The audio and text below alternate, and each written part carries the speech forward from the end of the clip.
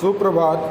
आप लोगों को पिछली कक्षाओं में अस्थियों के बारे में कुछ बतलाया गया था, जिसमें आप लोगों के अस्थियों के भागों के बारे में बतला चुके थे, जिसमें आप लोगों को यह बतलाया गया था कि हमारे अंदर अस्थियां हमारे शरीर को सुरक्षा प्रदान करती हैं तथा आप लोगों को इस वीडियो में अभी कंकाल तंत्र का चित्र पहले दिखाया गया है, जिसको आप लोगों को अपने नोट्स में बना लेना है। ये वीडियो 11वीं की होम साइंस के लिए बन रहा है, जिसमें ये होम साइंस की लड़कियाँ अपने बुक्स पे कंकाल तंत्र बना लेंगी, जिसमें आप लोगों को खोपड़ी की अस्थियों के तथा कंकाल तंत्र का चित्र दिया गया है। अब हम इसके आगे आप लोगों के वीडियो के में जो चीज़ें दिखाई गई हैं उन्हें आप अपने नोट्स में बना लें। अब हम इसके बाद हम धड़ की अस्थियों के बारे में बात करने और समझाने जा रहे हैं। धड़ की अस्थियों की बात करते हैं तो धड़ की अस्थियां हमारे वक्ष को गर्दन से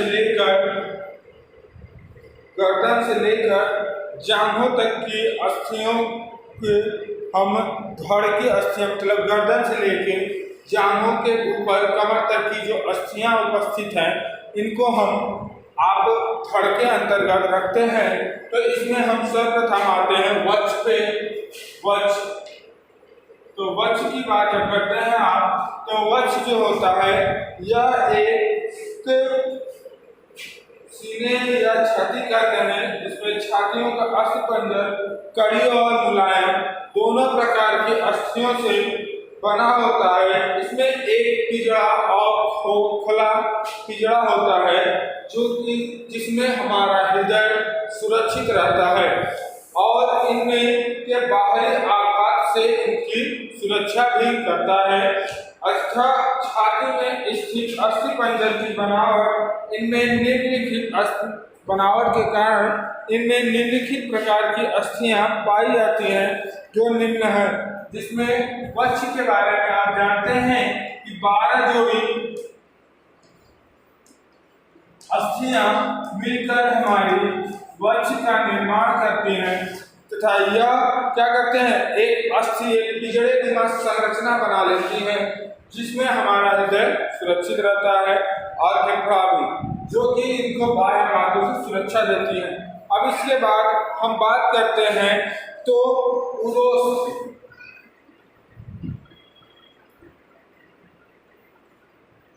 उरोस्थ क्या है? उरोस्थ यह एक चौड़ी और चट्टी अस्थि होती है। यह वक्ष की अस्थि है। इसके ऊपर का भाग चौड़ा तथा निचला भाग पतला होता है। इसकी लंबाई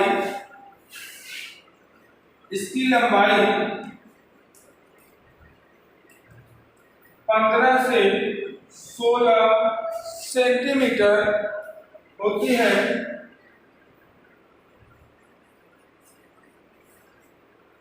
अब इसके बाद हम देखते हैं कि उरोस्थ को 3 भागों में बांटा जाता है। उरोस्थ को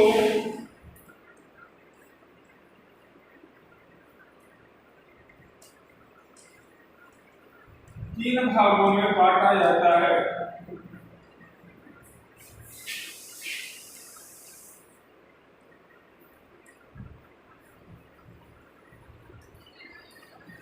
ठीक है। अब इसके बाद हम बात करते हैं ऊपरी भाग, मध्य भाग व निचला भाग। फिर इसके बाद बात करते हैं हम इसको कौन से 3 भाग, ऊपरी, मध्य और निचला भाग। अब इसके बाद हम बात करते हैं अगले हंसुली की अस्थियां।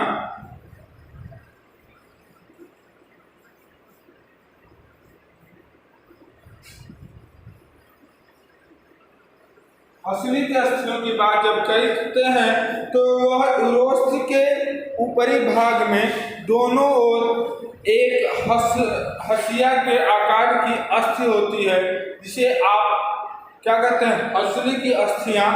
इसका आकार कैसा होता है? हंसिया का।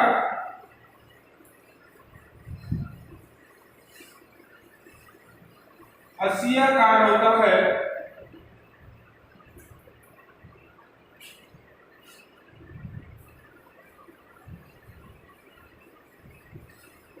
अब इसके बाद हम बात करते हैं कि ये हंसली की अस्थियां इसकी लंबाई भी होती है कितनी,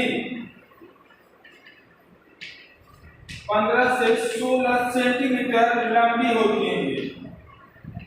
ये कैसे होगी, चपटी। ठीक है, अगली बात करते हैं इसके बाद पसली की अस्थियां या पसलियां कैसी होती हैं। तो पसलियों की बात करते हैं तो ये आपको पता है कि बचपन में 12 जोड़ी मतलब पसलियां 24 अस्थियों से मिलकर बनी होती हैं।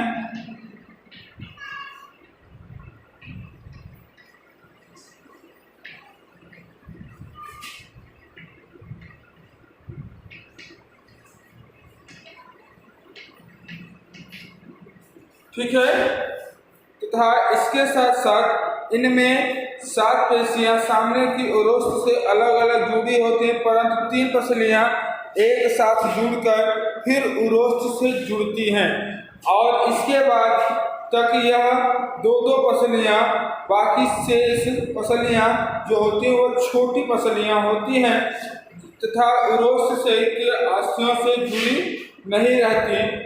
इन्हें तैरने वाली पसलियां भी कहते हैं।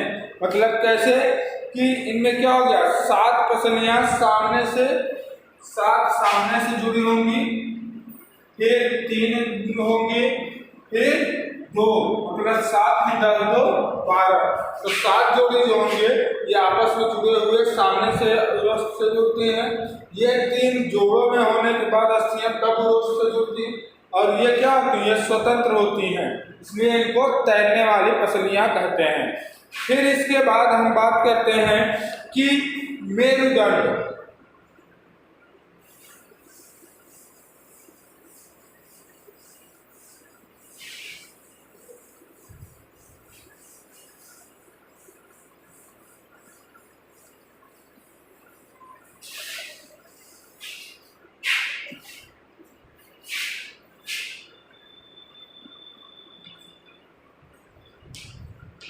मेरुदंड की जब बात करते हैं तो यह हमारे रीढ़ की हड्डी को ही हम मेरुदंड कहते हैं।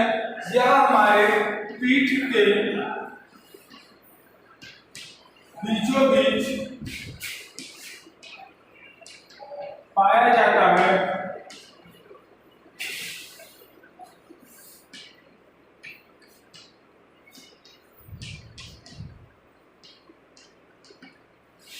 ठीक है, यह 33 अस्थियों के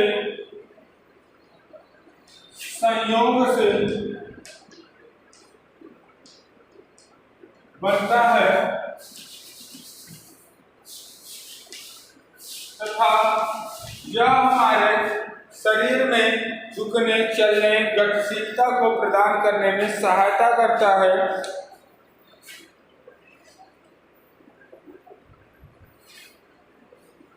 इसकी लंबाई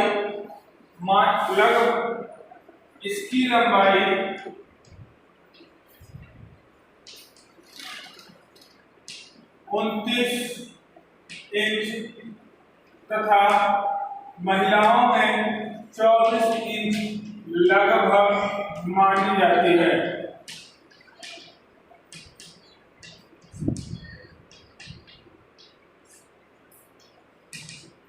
ठीक है, फिर इसके बाद हम आते हैं कि ये किस प्रकार के अस्थियां हैं। तो इन मेरुदंडों को हम इसमें आपस में जोड़कर आप लोगों को मेरुदंड की पिक्चर्स हम इस वीडियो में दिखाने जा रहे हैं, जिसको आप लोग कुछ अपने आप नोट्स में बना लेंगे।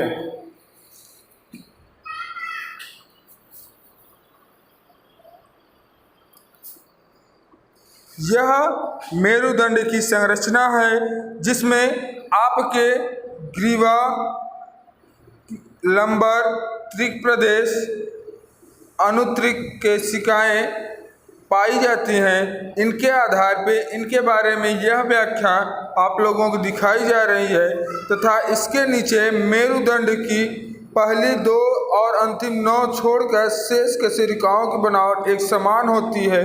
प्रत्येक कशेरुका में 3 भाग होते हैं: कशेरुकाय, कशेरुका नाल तथा प्रवर्ध। तथा इतने चीज़ें लिखने के बाद आप इस चित्र को बना लेंगे। धन्यवाद।